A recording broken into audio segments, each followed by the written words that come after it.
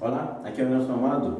Como vão? Vamos para mais um episódio da nossa série Rumo às Provas Oficiais. No episódio anterior a gente trabalhou algumas questões de função.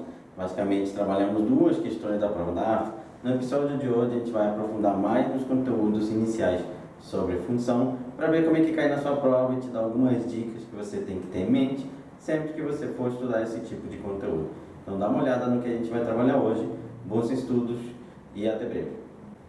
Bem, o primeiro assunto que vamos trabalhar nesse episódio de hoje vai ser a função inversa. E um exemplo clássico disso é essa questão de prova que me pede a imagem da função real. Então, só para a gente poder relembrar, quando a gente trabalha a função inversa, qual é a ideia fundamental que eu tenho que ter em mente quando eu trabalho essa função? É que a minha função original ela vai de um conjunto A para um conjunto B, ela pega um x, vai lá e transforma em um y. A minha função inversa que ela vai fazer é o caminho contrário, então é a volta. Então, essa ideia é principal sempre que eu quero conhecer o conjunto imagem da minha função. Então, olha só a questão que eu tenho aqui para a gente poder entender o que estou falando. A imagem da função real definida por f de x igual a 2 mais x dividido por 2 menos x. Lembra o seguinte, o que a gente trabalha? Eu tenho um conjunto A que a gente costuma chamar de domínio, e um conjunto B, que chamamos de contradomínio. A minha função, ela pega um x e vai lá e transforma em um y, quando eu faço o caminho da minha função normal, f. A minha função inversa, o que ela vai fazer vai ser a volta, o caminho contrário. Ela vai pegar esse y e vai transformar em um x. Então, aqui é a minha f menos 1. Calma aí que esse f ficou horrível. F a menos 1.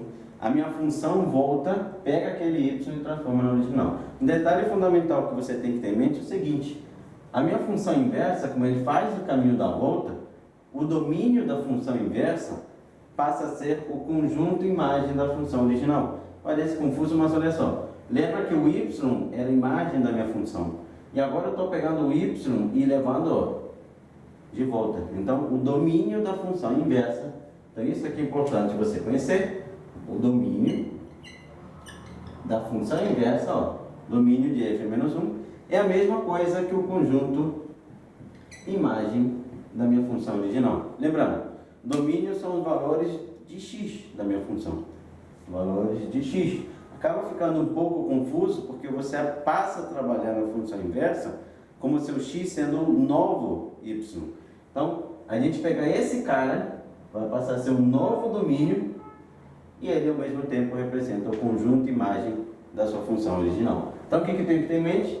Domínio da função inversa é a mesma coisa que o conjunto imagem da função. Qualquer questão que ele me pede o conjunto imagem, o que eu vou fazer primeiro de tudo? Calcular minha função inversa.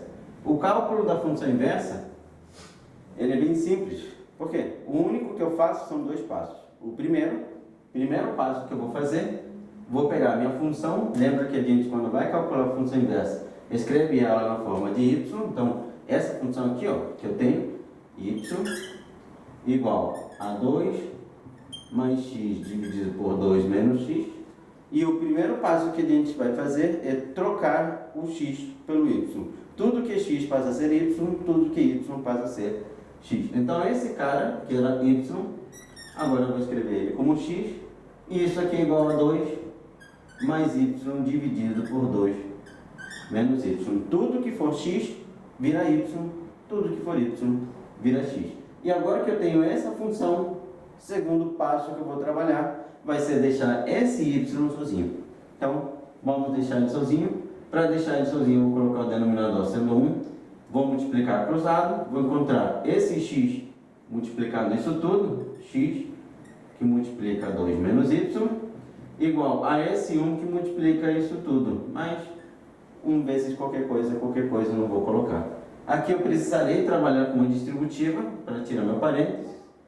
2x menos xy é igual a 2 mais y. Então aqui muito cuidado, que o que eu costumo ver dos meus alunos errando é que quando chega nesse passo, eles comumente se perdem em relação ao que eu preciso fazer. Mas não esqueça que o que a gente está trabalhando é deixar o y sozinho. Então qual é a ideia principal? Tudo que tem y vai para um lado, o que não tem vai para o outro. Então esse cara que tem y vem para cá.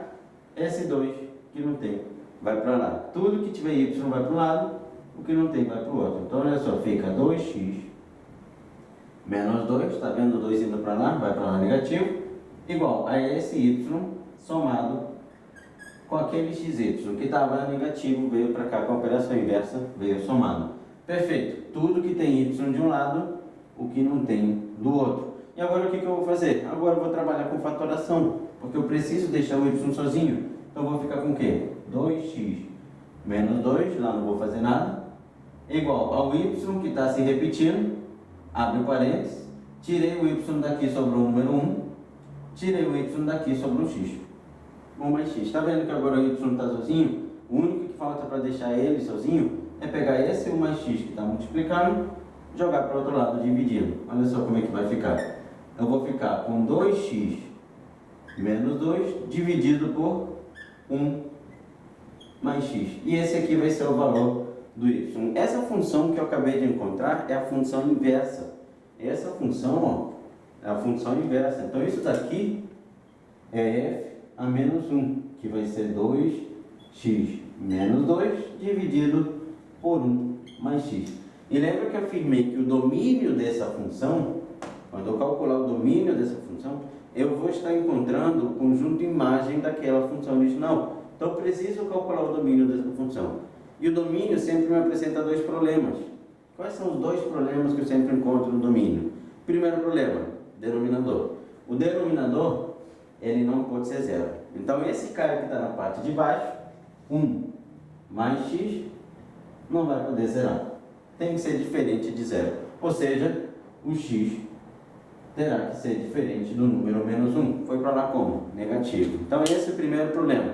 O segundo problema que o domínio sempre me apresenta são as raízes de índice par. Tem alguma raiz quadrada aqui? Não tem. Então essa função não vai ter esse problema. Só vai ter o problema do denominador. Qual foi o único problema que eu encontrei para essa função? É que o x não vai poder ser o número menos 1. O que isso quer dizer para mim? Que o domínio dessa função inversa terá que ser qualquer valor real, só não pode ser o menos 1. O menos 1 que está me dando o problema. Então, só não pode ser o menos 1. Qualquer valor real menos, lembra que esse menos tira, então qualquer valor real menos o menos 1. O menos 1 tem que ficar de fora da minha função. E o que eu acabei de encontrar? Isso que eu acabei de encontrar é a imagem da minha função. Então, qual é a imagem da função original? Qualquer valor real menos o menos 1. Trabalhamos dessa forma para encontrar o conjunto de imagem. Fundamental você lembrar que o domínio da sua função inversa será sempre o conjunto de imagem da função original. Bem, então, já vimos um exemplo de como a função inversa pode me ajudar a determinar a imagem de uma função. Agora vamos ver como é que ela me ajuda dentro de função composta. Olha só, se f e g são funções reais de r em r, isso aqui é só ele me dando informação do domínio e do contradomínio de cada uma das funções, definidas por, olha só minha função f. f de 3x mais 2 é igual a 3x menos 2 dividido por 2. Ok? E a g de x menos 3 é igual a 5 vezes o x menos 2. O que ele está me dando ali para a gente poder entender? Ele está me dando a f composta com esse cara aqui. Ele está me dando uma função composta. Porque lembra que geralmente o que tinha que estar aqui dentro era o x. Então, ele me deu uma função composta. E aqui, g de x menos 3. Novamente, ele está me dando uma função composta, onde aqui dentro era para ser o x, e ele me deu x menos 3. O que eu vou querer nessa questão? Eu quero f composta com a g de x. Para eu poder calcular f composta com a g de x, eu preciso encontrar a função f de x, que é a original, e g de x, que é a original. Porque lembra que a minha função composta, no lugar desse x aqui, eu preciso colocar a outra função. Então, para eu poder encontrar isso, vou precisar, na verdade, pegar cada uma dessas duas funções que ele me deu e encontrar a função original. O que eu vou fazer? Vou aproveitar uma propriedade fundamental que a gente tem dentro de função inversa, que é o quê? A função composta com a sua função inversa, ou seja, quando você coloca no lugar do x a função inversa tem que ser igual à função identidade. O que eu estou escrevendo ali? É a propriedade que me garante que se você pegar aqui e calcular a inversa e colocar no lugar do x, você volta. Lembra que a função inversa ela faz o quê? A função original pega do x para o y e aí a inversa volta para o original. Eu preciso dessa volta, eu preciso pegar a inversa para que eu volte para a original. Então eu preciso fazer o caminho de volta para isso. Eu vou pegar cada uma das funções que ele me deu dentro dos parênteses e calcular sua função inversa. Lembra dos dois passos? Vamos pegar aquela primeira função aqui. Pega primeiro esse cara aqui, 3x menos 2. Então, ó, número 1. Vou pegar y igual a 3x menos 2, mais 2, desculpa, ó, já ia racional. Peguei esse cara aqui, eu vou calcular sua função inversa. Primeiro passo, troca o x pelo y. X igual a 3y mais 2. Pronto. Segundo passo, o novo y tem que ficar sozinho. Então, x menos 2, está somando, vai para lá diminuindo, igual a 3y. Esse 3 está multiplicando, vai para lá dividindo. X menos 2 dividido por 3 igual ao meu y. Feito isso, o que eu acabei de encontrar? Encontrei a função inversa desse cara. E lembra que o que ela vai fazer? É o caminho da volta. Então essa função inversa vai me dar a função original. Como? No lugar do x, eu vou escrever isso. E aí quando eu escrever isso, eu vou voltar para a função original. Então, o que eu vou ficar? Vou primeiro calcular f de x, depois a gente se preocupa com a g. Então, olha só. Então, substituindo. O que eu vou encontrar? Repara bem. No lugar desse x, eu vou escrever x menos 2 dividido por 3. Tenta escrever bem devagar para não se perder, porque aqui tem uma fração, lá tem outra fração, vai te dar um pouquinho de dor de cabeça, mas escreve bem devagar para não se perder. F de x. Não, por que você está escrevendo f de x? Porque eu já voltei para a original. No momento em que eu substituo o x por isso daqui, eu já voltei para a original. Então o que eu vou ficar? Igual a 3 vezes, tá vendo? 3 vezes o x, que vai ser esse cara daqui. Ó, 3 vezes o x, menos 2, ó, o menos 2 aqui no finalzinho, tudo dividido por, tudo isso aqui dividido por 2. Então, tudo dividido por 2. Pronto. O que eu vou encontrar? Eu vou encontrar o seguinte, olha o detalhe, eu estou multiplicando aqui, eu faço primeiro sempre o produto. E esse 3, ó, corta com 3. Facilitou a minha vida. O que eu fiquei na parte de cima? X menos 2 menos 2. Ou seja, a minha f de x vai ser igual a x menos 4. Menos 4 porque menos 2 com menos 2 dá menos 4. Não esqueça do denominador. Tudo dividido por 2. Olha só, encontrei a função original. É bem simples. Eu só preciso calcular a função inversa e substituir no lugar do x. Feito isso, eu volto para a minha função original. É isso que eu preciso trabalhar. Essa é a função que eu tenho com substituir pela inversa. Substituir você encontra a original. Mas eu encontrei só f de x. Está me faltando quem? A g. Então vamos lá agora calcular a g de x. Beleza, apaguei. Lembra que a primeira que a gente encontrou foi a f de x. Deixei aqui para a gente não esquecer. Segunda função que a gente tem que trabalhar vai ser essa x menos 3. Então eu vou pegar essa x menos 3 para encontrar a função g. O que eu sei? Y é igual a x menos 3. Essa função que está dentro do parênteses. E vou calcular sua função inversa também, que é trocar o x pelo y. X igual a y menos 3. Ó, troquei eles. E aí agora eu vou deixar o y sozinho. X mais 3 é igual a y. Olha só, encontrei o meu y. Perfeito. Já encontrei o valor do meu y. O que eu vou fazer agora? Eu vou substituir aqui. Lembra que agora essa é a última parte que eu faço, que é substituir. Então, substituindo, o que eu vou encontrar? Vou encontrar o seguinte: no lugar desse x, eu vou escrever x mais 3, e eu já vou encontrar a função original. Então, g de x, ó, g de x, já encontrei a função original, tem que ser igual a 5 vezes x mais 3, ó. menos 2, tá vendo? E aí agora é só fazer a minha distributiva. Eu vou encontrar 5x mais 15 menos 2, que vai me dar 5x mais 13. Então, essa vai ser a função g de x. Encontrei a g de x sendo 5x mais 13. Isso porque fiz a minha distributiva. Encontrei a f de x sendo x menos 4 dividido por 2. Já encontrei as duas funções. Ok, encontrei as funções originais. Lembra desse detalhe sempre. Quando você substitui pela inversa, ela sempre faz o caminho da volta. E o caminho da volta numa função composta é voltar para a função original. Com isso, já tenho essas duas funções originais. Agora é só calcular quem? F composta com a g. O que é a f composta com a g? É a f de x quando, no lugar do x, eu coloco isso daqui. Ou seja, no lugar desse x, eu coloco a função g. Isso é a f composta com a g. Então, vamos calcular. Olha só, o que é a minha f composta com a g? A gente pode escrever assim também, ó. F ou g, f composta com a g, vai ser igual àquilo que? X menos 4. No lugar desse x, eu vou escrever 5x mais 13. 5x mais 13. Só que esse x estava diminuindo 4. Ó.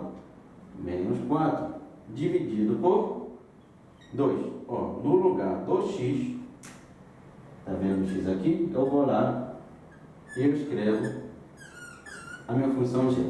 Troca o x pela função. Agora o que eu vou encontrar? Eu vou encontrar 5x mais 13, 13 menos 4, ó. 13 menos 4 me dá 9. Então eu vou encontrar 5x mais 9 dividido por 2. E essa será a função composta f com a g. Esse é o passo a passo e para isso também me serve a minha função inversa. Ok, então agora vamos pegar uma questão um pouco mais trabalhada, mais desenvolvida dentro das provas que a gente está tendo como objetivo. Realmente é o seguinte, considere as funções f composta com a g e g de x. A f composta com a g é essa função por partes, me deu os dois pedaços dela, e a g de x é a função 2x menos 3, uma função linear. Com base nessas afirmações, eu quero verificar o que é verdadeiro e o que vai ser falso para a minha questão. Primeira afirmação que ele me diz é f de x é uma função par. Muito bem. Eu quero, nas afirmações, trabalhar com f de x, só que no enunciado ele me dá f composta com a g. Eu posso trabalhar da seguinte forma. Eu vou encontrar a função original. E para eu poder encontrar a função original, eu preciso trabalhar com a função inversa de quem? Da g. Lembra que no lugar do x eu vou colocar a inversa da g, que aí volta para a função original. Então, vamos fazer da seguinte forma. Ele me deu a f composta com a g, e no lugar desse x aqui, ó, eu vou colocar a função inversa de g, que é essa função que ele me deu aqui. Então, primeiro que eu vou fazer, eu vou calcular a função inversa de g. g de x é 2x menos 3. Então, vou pegar, escrever ela na forma do y, e eu vou calcular a sua função inversa. Para facilitar a nossa questão, eu vou fazer o seguinte. Vou ignorar por enquanto esse intervalo. Nas próximas afirmações eu volto a colocar ele aqui, tá? E vou ignorar o meu enunciado. Vou deixar só o que de fato vai ser importante para mim. Então, dá uma olhada aqui, vou apagar aqui muito rápido, tá? Pronto, apaguei o enunciado para a gente ficar com um pouquinho mais de espaço. Então, olha só, lembra que eu quero primeiro verificar se a minha função f de x é uma função par. Ele me deu a composta, vou calcular a sua função inversa. Calculando a inversa, eu vou trocar o x pelo y, x é igual a 2y menos 3, ó. Primeiro passo, sempre S, troca o x pelo y, e agora eu vou deixar o y sozinho. X mais 3 é igual a 2y, o 2 vai para cá dividindo, x mais 3 dividido por 2 vai ser igual a meu y. Calculei a função inversa. Feito isso, lembra que o próximo que eu tinha que fazer, e a gente fez isso em praticamente todas as questões de hoje, é pegar essa função e colocar no lugar do x. E eu vou colocar nesse daqui, nesse aqui também e nesse aqui para poder encontrar as funções originais. Então, vamos substituir no lugar do x, eu vou colocar a minha função para a gente poder verificar se ela de fato vai ser uma função par ou não. Então, beleza. Vou primeiro colocar nessa aqui de cima para ver o que a gente vai encontrar. Então, teria o seguinte, a de cima, e a primeira parte da minha função, ela diz 4x² menos 6x menos 1. E eu só vou escrever no lugar do x a minha função original, que é x mais 3 dividido por 2. Então vai ser 4 vezes x mais 3 dividido por 2 ao quadrado. Olha só, meu x estava ao quadrado, aquele cara também. Menos 6 vezes x mais 3 dividido por 2 menos 1.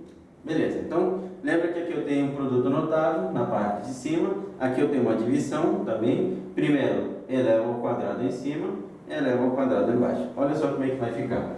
4 vezes produto notável em cima, quadrado do primeiro, mais 2 vezes o primeiro vezes o segundo, mais quadrado do segundo.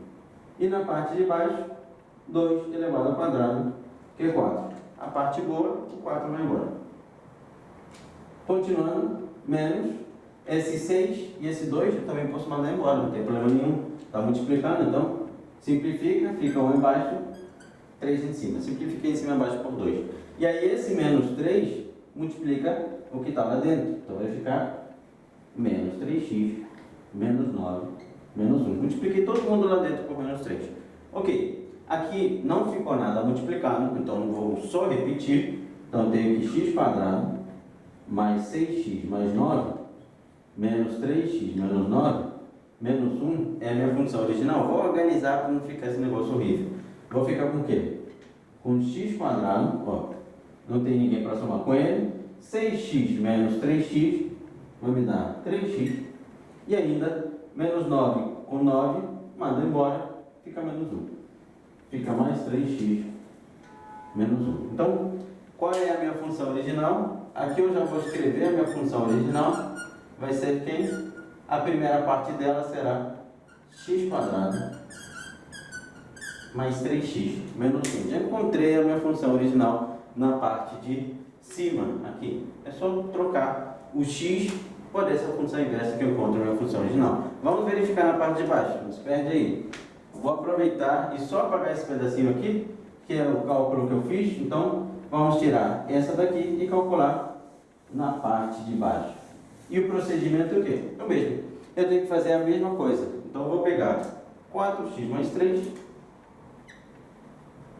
e eu vou trocar o x por quem? Por isso daqui.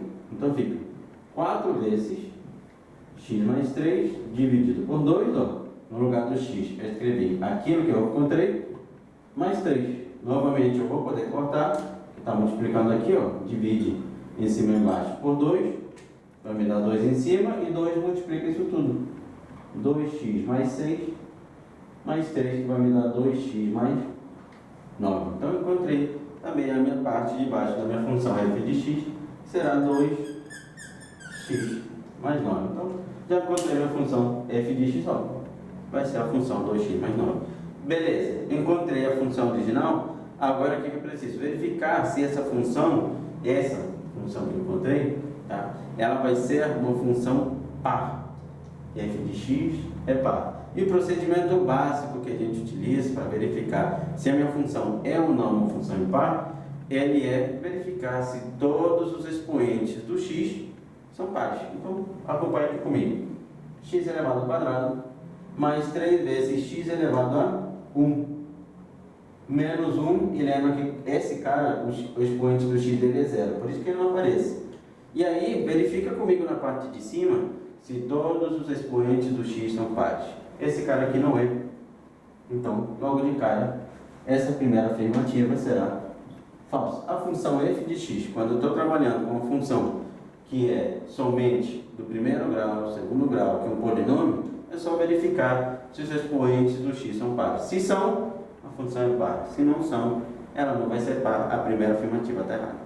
Bem, vamos para a segunda afirmativa. Ela me diz o seguinte: f de x admite inversa em todo o seu domínio. Para a minha função admitir uma função inversa, que é o principal que a gente está trabalhando nessa aula de hoje, eu vou precisar satisfazer a condição de existência, que é a minha função ser uma função bijetória.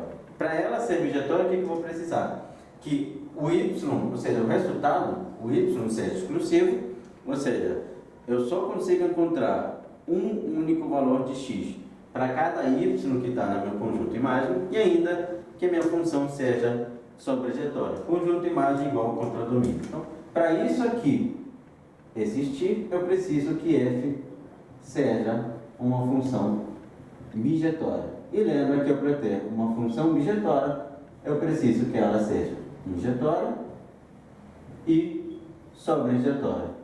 Injetória me diz o quê? Que o y é exclusivo. Sobrejetória me diz o quê? Que a imagem tem que ser igual ao contradomínio. Então, preciso verificar isso. Para eu verificar, eu vou verificar primeiro para esse pedaço, depois para esse pedaço e por último para os dois pedaços ao mesmo tempo. Por que eu faço isso? Porque se quando eu verificar para esse cara ela já não é, então com certeza quando eu verificar para as duas partes ela não vai ser. E esse pedaço aqui é o mais fácil que eu tenho. Por quê? Quando eu tenho a função do primeiro grau, 2x mais 9, o expoente do x é 1. A minha função do primeiro grau, ela sempre vai ser uma função bijetória. Então, esse pedaço eu não preciso nem verificar, eu posso ignorar ele por completo. Eu já posso garantir logo de cara que esse pedaço aqui, a minha função vai ser bijetória. Vou verificar se na parte de cima ela vai ser ou não. E como é que eu verifico se uma função do segundo grau é uma função bijetória? Eu vou precisar encontrar nessa função aqui, que ele me deu, x² mais 3x menos 1, eu vou precisar verificar se o x do vértice vai fazer parte desse intervalo. Então, vou escrever essa função aqui. É quem? É x² mais 3x menos 1. O x do vértice lembra que é menos b dividido por 2a. Então, x do vértice é igual a menos b dividido por 2a. E eu preciso que esse x do vértice ele não esteja nesse intervalo. Se ele estiver nesse intervalo, já era. Você desclassifica a sua função como bijetória. Se ele não estiver, então você pode afirmar logo de cara que o pedaço de cima, sim, vai ser uma função bijetória. Vamos verificar? Ok. Como é que eu verifico? Primeiro, menos b vai me dar menos 3 dividido por 2 vezes 1, que vai me dar menos 3 dividido por 2, que vai me dar menos o meio. Menos o meio é o x do vértice e está antes desse intervalo. Quer dizer que o x do vértice não pertence a intervalo e já vai me garantir que essa função daqui, ó, que ele me deu, ela sim vai ser uma função bijetória. Falta só verificar o último pedaço. O último pedaço é verificar o quê? Se a função, se as duas partes ao mesmo tempo vão satisfazer que a minha função seja bijetória. Y exclusivo e ainda que eu tenha a ideia do conjunto imagem ser o próprio contradomínio. E a melhor forma da gente poder verificar isso vai ser o quê? Vai ser construindo o gráfico dessa função. Eu vou construir o gráfico. Tem outros jeitos de determinar, mas eu vou construir o gráfico dessa função. Então, vamos apagar esse pedaço para a gente poder construir o gráfico dessa função. O que eu tenho? Voltei. O que eu tenho? Eu tenho o seguinte. Eu vou colocar aqui meu eixo y e meu eixo x. E eu terei a função 2 vezes x mais 9 na parte de baixo. Isso para valores de x menores do que 1. Beleza. E essa função é uma função do primeiro grau, é uma reta, que passa no número 9. Lembra? Então, beleza. Então, eu tenho o seguinte. A raiz está para cá, não preciso saber onde está a minha raiz. Lembra que quando eu quero construir gráfico de função por partes, eu só quero saber aonde passa o y e qual é o valor da função quando eu substituir por 1. Então, o y passa aqui no 9. Passa ali no 9. Beleza. E quando substituir aqui o x por 1, vai me dar o quê? 2 vezes 1 dá 2, mais 9 dá 11. Então, eu vou chegar lá no 11. O 11 está por aqui, ó. 11. Então, subir até aqui. Quando substituir por 1, a minha função passa lá no 11. Então, a gente passa ela aqui, passou, nossa, errei 9. Tira o 9 daqui, passa para cá. Pronto. Essa seria a minha função. Depois do número 1 não me interessa. Então, eu paro a função exatamente no número 1. Eu paro ela ali no número 1. Eu já fiz o gráfico antes do 1. Perfeito. Esse gráfico, ele cresce infinitamente para cá. Tá? Não esquece isso, é uma reta. A minha reta é infinita. Mas ela vai parar no número 11. e ela não vai ser igual a 11, porque ela não vai ser igual a 1. Então, para a gente não acabar errado, ó, bolinha aberta, tá? Só para a gente não acabar errado. Pronto, perfeito. Agora o que eu preciso fazer? O gráfico dessa função, que é uma parábola, cujo A é positivo, com cavidade voltada para cima. E esse gráfico ele é bem simples de fazer, porque eu só preciso construir a partir do número 1. E lembra que o x do vértice não faz mais parte do intervalo. Então, eu só preciso substituir por 1 e fazer a concavidade voltada para cima depois do 1, para lá. Só a partezinha que está crescendo. Substituindo por 1, me dá 1, mais 3, que dá 4, 4 menos 1, que vai me dar 3. Então, quando eu substituir por 1, o resultado vai ser 3. E eu vou pegar esse pedaço assim, como se estivesse tendo a minha concavidade voltada para cima. Não preciso fazer perfeito, é só um esboço simples, bem direto. E com ele, você pode verificar o seguinte. Olha só aqui. Quando eu traço as horizontais, eu encosto uma vez, 2 vezes no gráfico, o que vai me garantir que o y não é exclusivo. Essa função não tem y exclusivo, não será injetória, não será bijetória e, portanto, não vai admitir função inversa. Então, a gente elimina isso tudo só pelo desenho do seu gráfico. Terceira e última afirmativa é o seguinte: f de x é crescente para x pertencentes reais, tal que o x tem que ser menor do que 1 ou o x tem que ser maior ou igual do que 1. Bem, eu só preciso verificar se minha função é crescente. Lembra que para verificar, posso verificar pelo gráfico sem problema nenhum. Como é que eu vou fazer? Eu vou pegar e eu verifico daqui para lá se minha função, à medida que eu ando para a direita, a reta ou curva sobe. E sim, subiu. Sim, subiu. A minha função vai ser crescente. Então, não preciso me preocupar muito. Qual é a outra forma que eu posso fazer sem construir o seu gráfico? É só olhar para as minhas funções. Eu tenho aqui uma função do primeiro grau, cujo A é positivo, logo de cara ela já é crescente. E aqui eu tenho uma função do segundo grau, cuja parábola está com a concavidade voltada para cima, e ainda o x do vértice não faz parte daquele intervalo. Quer dizer que eu peguei depois do x do vértice. Sempre que você pega o gráfico da função do segundo grau depois do x do vértice, essa função sim será uma função crescente. Última afirmativa, quarto, se o x for menor que menos 6, então o f de x vai ser maior que menos 3. Só pela a terceira afirmativa, você já poderia ter descartado ela por completo. É que o que ele está me dando é o conceito de uma função decrescente. Sempre que você pega um valor menor do que o outro, para ela ser decrescente, o resultado tem que ser maior. Então, sempre que a gente troca o sinal de desigualdade, a gente está trabalhando com uma função decrescente, que não é o caso. Porém, se eu quiser comprovar, eu vou pegar um valor de x menor que menos 6, por exemplo, o x sendo igual a menos 10. Você pode pegar menos 10, pode pegar menos 20, qualquer valor para comprovar que só precisa ser menor que menos 6. E, pelo que a gente tem da função original, eu vou pegar qual pedaço? Esse. Então, é a parte de baixo que me interessa. E eu vou substituir o x dele por menos 10. Se o resultado não for maior que menos 3, igual ele está afirmando, não vai servir, porque se não é válido para o menos 10, não é válido para x nenhum. Então, se eu substituir 2 vezes menos 10 mais 9. Então, eu vou encontrar 2, troco o x por menos 10, mais 9, que vai me dar menos 20, mais 9, que vai me dar menos 11. Menos 11 não é um valor maior que menos 3. Já que a função é crescente, você já poderia ter descartado. E com certeza, se você pegar valores menores, o resultado terá que ser menor. Então, a última afirmativa também será falsa. Com isso, a gente encontra a primeira e segunda afirmativa sendo falsa, a terceira sendo verdadeira e a última sendo completamente errada. Com isso, chegamos ao final de mais um episódio do nosso rumo às provas oficiais, onde o objetivo, lembra, que é trabalhar questões de prova de AFA e Escola Naval, SPCET, onde já caiu os assuntos que são mais cobrados, função, geometria espacial, tudo isso, de maneira a te mostrar como é que você precisa abordar cada questão e cada tópico dentro daquela questão. Então, nos vemos no próximo episódio e até breve.